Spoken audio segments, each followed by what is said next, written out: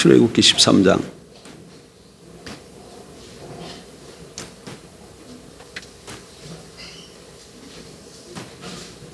참고로 제가 간접적으로 들었습니다. 정확한 건 아니고요. 한 100만 원 돈 정도가 나왔다. 그렇게 얘기하더라. 100만 원 정도. 참고하시면 되겠습니다. 출애굽기 13장 17절. 17절부터 22절. 같이 봅니다. 17절. 바로가 백성을 보낸 후에 블레셋 사람의 땅의 길은 가까울지라도 하나님이 그들을 그 길로 인도하지 아니하셨으니 이는 하나님이 말씀하시기를 이 백성이 전쟁을 하게 되면 마음을 돌이켜 애굽으로 돌아갈까 하셨습니다. 그러므로 하나님이 홍해의 광야길로 돌려 백성을 인도하심에 이스라엘 자손이 애굽 땅에서 대열을 지어 나올 때에 모세가 요셉의 유고를 가졌으니 이는 요셉이 이스라엘 자손으로 단단히 맹세하게 하여 이르기를 하나님이 반드시 너희를 찾아오시리니 너희는 내 유고를 여기서 가지고 나가라 하였음이더라. 그들이 숫곳을 떠나서 광야 끝 에담의 장막을 치니 여호와께서 그들 앞에서 가시며 낮에는 구름 기둥으로 그들의 길을 인도하시고 밤에는 불 기둥을 그들에게 비추사 낮이나 밤이나 진행하게 하시니 낮에는 구름 기둥 밤에는 불 기둥이 백성 앞에서 떠나지 아니하니라. 아멘. 구원받은 하나님의 백성들이 이 세상에서 누리는 최대의 특권은 여러분 하나님의 인도라고 생각합니다. 로마서 8장 14절에 보면 무릇 하나님의 영으로 인도함을 받는 사람은 곧 하나님의 아들이라 이렇게 말씀하고 있습니다. 창조주 하나님, 섭리의 하나님께서는 자기 백성들을 이 땅에 거하게 하시는 동안 그냥 살게 하시지 않고 늘 24시간 365일 지켜주시고 보호하시고 인도해 가시는 걸 믿으시기 바랍니다. 구약 성경에서 하나님의 인도하심은 오늘 본문에서 아주 잘 우리가 볼 수 있습니다.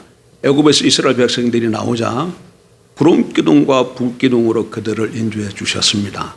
그럼 신약 시대는 어떨까요? 신약 시대는 이렇게 눈에 보이는 가시적인 구름 기둥과 불 기둥은 아니지만 우리 시대에서도 성령 하나님으로 인해서 늘 우리와 함께 하시고 인도해 주십니다.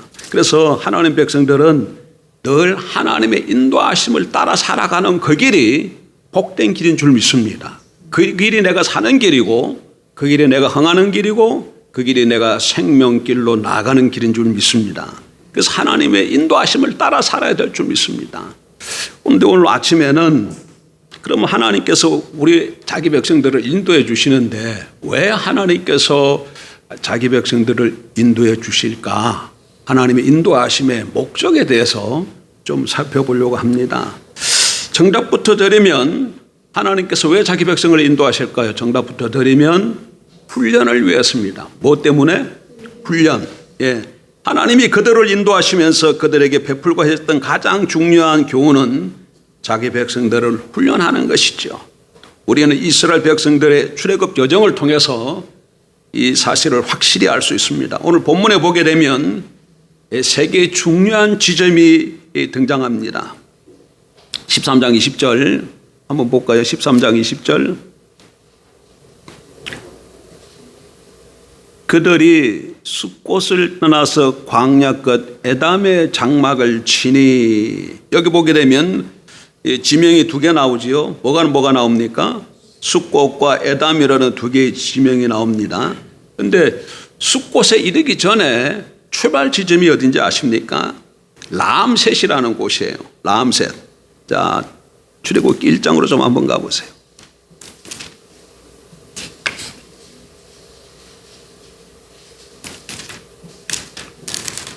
(1장) 11절. 감독들을 그를 위해 세우고 그들에게 무거운 짐을 지워 괴롭게 하여 그들에게 바로를 위하여 국고성 비덤과 무엇을 건축하게 하니라? 람셋을 건축하게 하니라. 이 람셋이라 여기 람셋이 나오죠. 이 람셋은 지명인과 동시에 바로의 이름이기도 합니다. 그러니까 바로의 이름을 따서 지명을 삼은 것이죠. 그러니까 성경에서 람셋이라는 지명이 이 출애굽기 1장에 나오는데 바로 이스라엘 백성들이 여기서 뭐 한 거예요? 노예 생활을 했던 것이죠. 예. 그러니까 람셋 하면 그러니까 이스라엘 백성들이 이 애굽 땅을 나와서 어떤 경로를 걷게 되냐면 람셋에서부터 그 다음에 어디로 갑니까? 숫곳에 이르게 되고 숫곳에서 그 다음에 어디로? 에담에 가게 되는 것이죠. 에담. 다시 한번 지명이 어떻게 된다고요? 람셋, 숫곳, 에담으로 가는 거예요. 람셋은 애굽의 북쪽에 있어요. 북쪽. 그래서 계속 남쪽으로 내려온 것입니다. 람셋 그러면 이스라엘 백성들이 머릿속에는 뭐가 떠오르냐면 조금 전에 말씀드렸던 것처럼 죽도록 고생을 하면서 성을 쌓았던 곳, 이 노예 자리입니다. 그들이 학대를 받던 장소가 람셋이고 그들이 지독하게 고통을 당하면서 노예 부림을 받던 장소가 바로 람셋인 것이죠. 바로가 이스라엘 백성들을 풀어주자 그들이 출애굽을 하는데 바로 이 노예의 자리, 여기 람셋으로부터 그들이 출애굽을 행진을 하게 되는 것이죠. 그래서 이 람셋으로부터 떠났다 이 얘기는 노예로부터 벗어났다 이런 의미가 되는 것입니다. 그런데 이 람셋에서 출발해서 도달한 곳이 어디라고요? 숫곳이라는 곳이에요. 숫곳은 람셋에서 동남쪽으로 약 한 24km 내지는 32km 떨어진 지점이라고 합니다.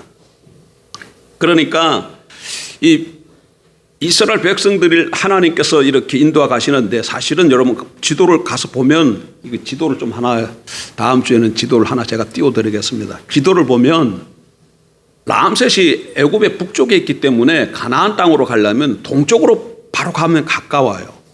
어디로 가면 된다고요? 이게 람셋이 애굽의 북쪽에 있기 때문에 동쪽으로 가면 아라비아 반도 북쪽을 거쳐서 지금 전쟁이 벌어지고 있는 팔레스타인 땅 어디입니까? 이스라엘하고 하마스가 싸우는 그 땅이 어디예요? 가자잖아요. 그 가자에 이르게 되는 거예요. 그러니까 근데 그 길로 가게 되면 한 2주 정도면 들어갑니다. 14일 정도. 근데 하나님께서 이렇게 동쪽으로 인도하지 않고 이스라엘 백성들을 어떻게 인도하셨다고요? 남쪽으로 인도하신 것이죠. 남쪽으로. 그래서 람셋에서 숫곳을 거쳐서 그 다음에 에담으로 내려오게 되고 에담까지가 애굽 땅에 에둡강의 변경이 이 에담이에요. 그리고 에담에서 조금만 더 내려오면 홍해바다가 있고 홍해바다를 거쳐서 또 쑥 내려오면 이제 아라비아 반도에 있는 시내산에 이르게 되고 시내산에서 다시금 이렇게 거쳐서 동쪽으로 올라가게 되면 가나안 땅에 이르게 되는 것이죠. 그런데 왜 하나님께서 그러면 이렇게 동쪽으로 가면은 바로 들어갈 수 있는 이스라엘 백성들을 왜 그들을 남쪽으로 인도하셨을까요? 다시 한번 본문을 가서 보세요. 13장 18절. 그러므로 하나님이 홍해의 광야길로 돌려 백성을 인도하심에 이스라엘 자손이 애굽 땅에서 대열을 지어 나올 때에 여기 보게 되면 하나님이 홍해의 광야길로 돌려서 백성을 인도하셨다 이렇게 말하고 있어요. 하나님이 의도적으로 홍해의 광야길로 어떻게 했다고요? 돌려서 인도했다 이렇게 얘기합니다. 직행하면 어떻게 된다고요? 바로 가요. 한 2주면 간다고요. 근데 왜 돌려서 갔을까? 그 이유가 17절에 나옵니다. 17절 한번 보십시다. 바로가 백성을 보낸 후에 블레셋 사람의 땅에 이른 가까울지라도 사람이 그들을 그 길로 인도하지 아니하셨으니 이는 하나님이 말씀하시기를 이 백성이 전쟁을 하게 되면 마음을 돌이켜 애굽으로 돌아갈까 하셨습니다. 그러니까 동쪽으로 가게 되면 무슨 땅을 만나게 되냐면 블레셋 지방을 만나게 돼요. 블레셋. 근데 가자, 지금 가자가 그 블레셋 사람들이 거주하는 그 땅이에요. 블레셋 땅을 만나게 되고 블레셋 땅을 거쳐서 가나안 땅으로 들어가야 되는데 그러면 무슨 일이 벌어진다고요? 거기서 전쟁이 일어나게 돼. 블레셋 사람들은 사납거든요. 전쟁에 능한 사람들이요. 그러면 전쟁이 일어나면 어떻게 되겠습니까? 이 사람들이 왜 우리가 여기서 전쟁을 해야 되냐, 왜 우리가 이런 고난을 받아야 되냐 하고 돌이켜서 어둡게 할까 봐 애굽 땅으로 다시금 돌아갈 생각을 하게 되는 것이죠. 그래서 가까운 길을 내버려 두고 어디로 인도하셨다? 남쪽으로 인도하셨다, 그 얘기입니다. 예. 그 길을 40년 동안 하나님께서 인도해 주신 것이죠. 여기에 하나님의 섭리가 있는 것을 우리가 기억해야 됩니다. 그러니까 하나님께서 자기 백성들을 인도할 때 처음부터 어려움을 겪게 하시지 않아요. 예수 그리스도 믿고 영접하고 이제 하나님의 백성이 됐는데, 하나님 백성이 됐는데 바로 블레셋과 마주쳐가지고 전쟁을 한다든가 큰 어려움을 겪는다든가 그런 길을 하나님께서 허락하시지 않으신다는 것이죠. 어떻게 하신다? 하나님이 남쪽으로 내려오게 하신다는 것이에요. 남쪽으로. 예. 그래서 신약시대에도 이렇게 보게 되면 고린도서 10장 13절에 보면 사람이 감당할 시험 밖에는 너희가 감당한 것이 없나니 오직 하나님은 미쁘사 너희가 감당하지 못할 시험 당함을 허락하지 아니하시고 시험 당할 점에 또한 피할 길을 내사 너희로 능히 감당하게 하시느니라, 이렇게 말씀합니다. 예. 이렇게 감당치 못할 걸 아셨기 때문에, 아직 이스라엘 백성들이 훈련되지 않은 것을 아셨기 때문에, 전쟁을 치르려면 군대 조직도 갖춰야 되고 무슨 좀 군인으로서의 어떤 훈련도 받아야 되는데 그런 것이 전혀 준비되어 있지 않은 상태죠. 애굽에서 이스라엘 백성들이 400년 동안 뭐하고 지냈습니까? 400년 동안은 아니지만 요셉을 알지 못하는 바로가 등극한 이후부터는 무슨 생활을 했어요? 노예 생활을 했잖아요. 국고성 비동과 라암셋을 섰는 그런 송 닦는 일, 그 다음에 농사 짓는 일, 벽돌 굽는 일, 이런 일만 했잖아요. 그러다가 어느 날 하루아침에 6월절 사건을 통해서 애굽에서 나오게 되지 않습니까? 그런데 바로 2주 만에 블레셋 땅에 이르게 되면 뭐가 벌어진다고요? 전쟁이 벌어져.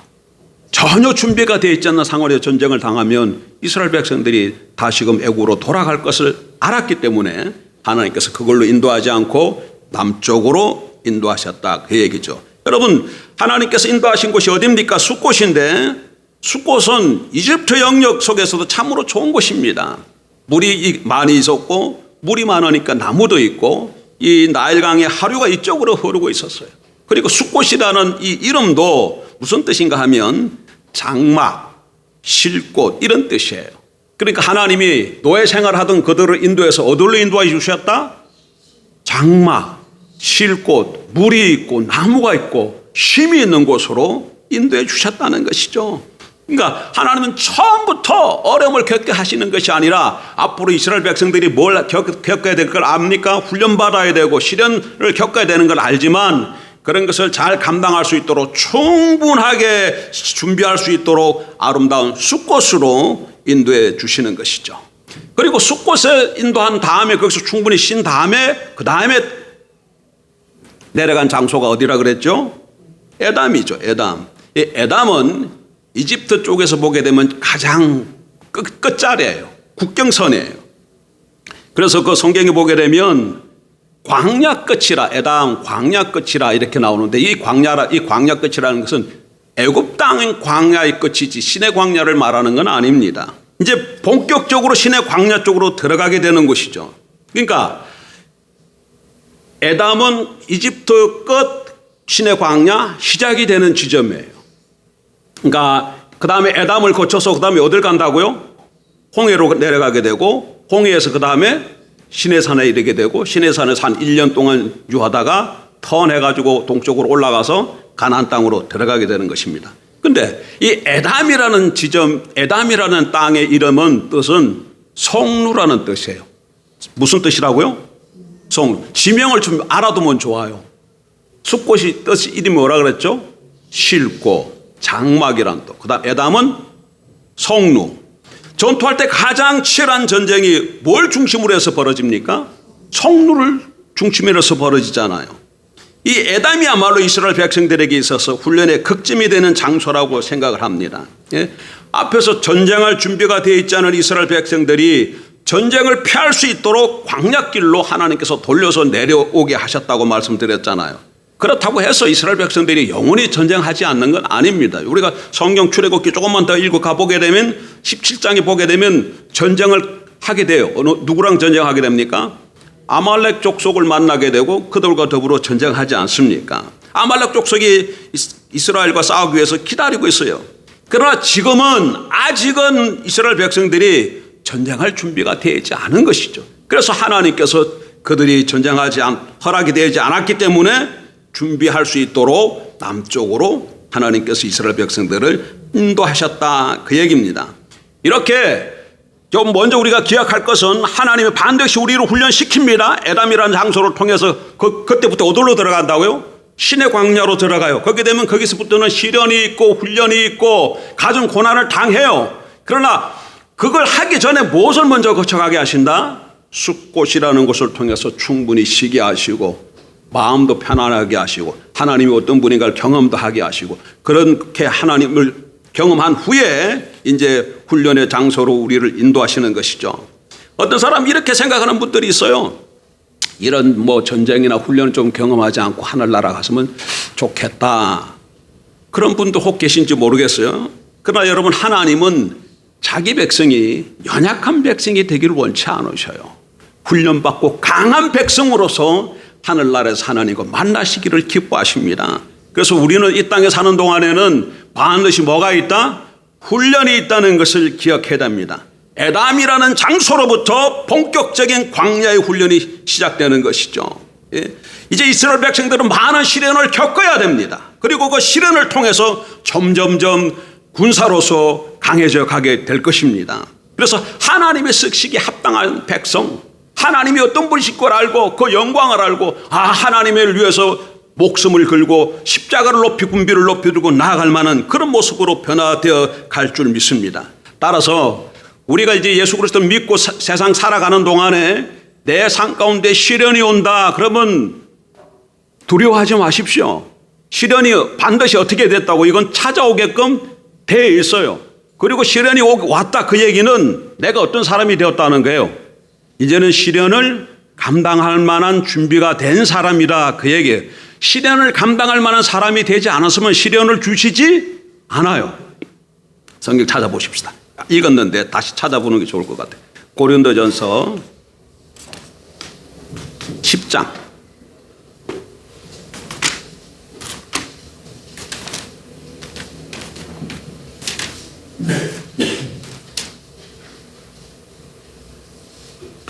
10장 13절 같이 봅니다. 사람이 감당할 시험 밖에는 너희가 당한 것이 없나니 오직 하나님은 미쁘사 너희가 감당하지 못할 시험 당함을 허락하지 아니하시고 시험 당할 점에 또한 피할 길을 내사 너희로 능히 감당하게 하시느니라. 할렐루야. 그러니까 감당 못할 그런 시험은 하나님이 주시지 않아. 근데 그런 시험이 또 왔다 그러면 또 무슨 길을 열어주신다? 피할 길을 열어주신다.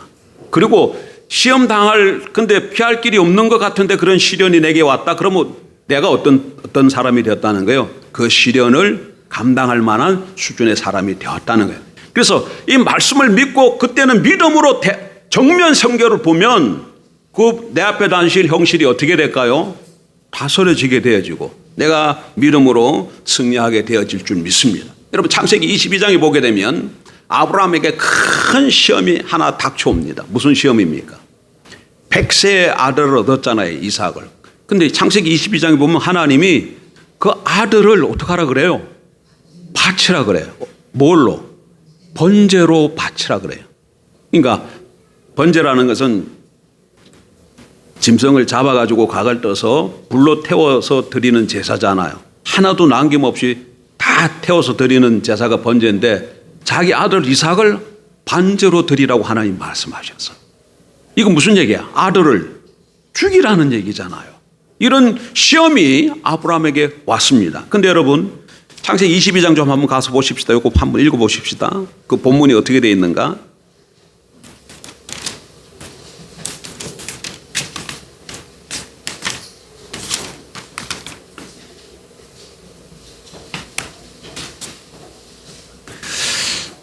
같이 봅니다. 1절. 그 일 후에 하나님이 아브라함을 시험하시려고 그를 부르시되 아브라함 하시니 그가 이르되 내가 여기 있나이다. 여호와께서 이르시되 내 아들 내 사랑하는 독자 이삭을 데리고 모리아 땅으로 가서 내가 내게 일러준 한 상 거기서 그를 번제로 드리라. 근데 제일 처음에 이 성경 말씀이 1절에 어떻게 시작합니까? 그 일 후에 이렇게 시작하고 있어요. 그 일 후에. 그 일 후에 이게 무슨 의미입니까? 아브라함이 그 일 후에 그 일을 통해서 이미 무엇을 많이 겪었다는 거예요? 여러 가지 시련을 많이 겪었다는 거예요. 큰 것도 작은 것도 많이 겪어서 이제 아브라함이 강한 사람이 되었다. 믿음으로 든든한 사람, 강한 사람이 되었다. 그 얘기죠. 그리고 그 일 후에 이제 하나님께서 뭘 허락하시는 거예요? 시험을 허락하신 것을 볼 수 있습니다. 그래서 감당 못할 시험은 하나님 허락하지 않는다. 내게 오는 모든 시련과 훈련과 이런 것들은 감당할 만하기 때문에 하나님께서 하나님 백성에게 주신다는 것을 기억해야 됩니다. 그리고 이 땅 살아가는 동안에는 반드시 뭐가 있다? 훈련이 있다. 하나님께서 이 땅 살아가게 하는 목적 중 하나가 뭐라고요? 우리를 조금도 부족함이 없는 하나님의 사람으로 형상으로 빚어가기 위해서 연단시키고 훈련시킨다는 얘기예요. 여러분 한번 생각해 보세요. 지금 이런 모습으로 우리가 천국 갔다고 한번 생각해 봐요. 이 땅에서 우리의 모습이 어떤데? 조그마한 일로 인해서 시기하고 분노하고 모든 일을 하게 되면 내 중심으로 모든 것을 생각하고 판단하고 움직이는데 이런 모습으로 천국 돌아가면 천국이 어떻게 되겠어요? 천국이 나로 인해서 뭐가 되겠습니까? 지옥이 되는 것이죠. 내 중심으로 모든 걸 행하네 보니까. 기독교인의 삶은 여러분 기억해야 됩니다. 나를 위해 사는 삶이 아니라 하나님을 위해서 사는 삶이고 이웃을 위해서 사는 삶이에요. 그래서 그 삶을 이타적이라 그랬잖아요. 이기적인 삶이 아니라 이타적인 삶을 사는 것이 기독교인의 삶입니다. 그런데 우리는 아직도 어떤 삶에 익숙하다고? 이기적으로 사는 것이 너무 익숙해요. 그래서 우리를 이타적인 삶의 사람으로 빚어가시는 것이 이 땅에 하나님께서 우리를 인도하시는 목적주 하라는 것을 기억해야 될 줄 압니다. 훈련, 내 삶 가운데 뭐가 있다? 훈련이 있다.